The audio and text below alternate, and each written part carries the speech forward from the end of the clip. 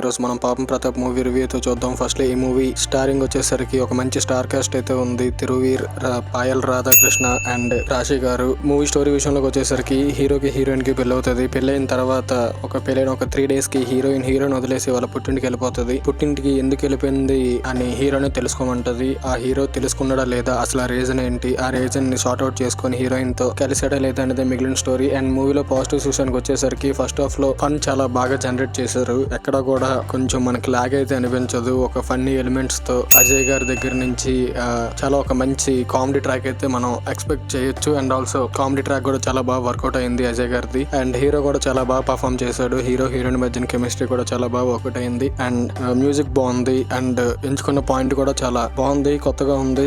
And మూవీలో negative విషయానికి వచ్చేసరికి మూవీ కొంచెం ఒక పాయింట్ లో ట్రాక్ అయిన ఫీలింగ్ అయితే మనకి క్లియర్ కట్ గా తెలుస్తుంది. అండ్ క్లైమాక్స్ ఒక మంచి వేలో ఎండ్ చేసినా సరే అది మనకి ముందే కాకుండా చాలా డ్రాగ్ చేసిన ఫీలింగ్ అయితే వస్తుంది సెకండ్ హాఫ్ లో. బట్ ఓవరాల్ గా మూవీ ఎలా ఉందంటే ఓకే, ఒక మంచి అటెంప్ట్ అని చెప్పొచ్చు రీసెంట్ టైమ్స్ లో. అండ్ ఈ మూవీకి cinema poster rating 2.5 out of 5. And that's it guys. For more movie related content subscribe to cinema poster. Thank you.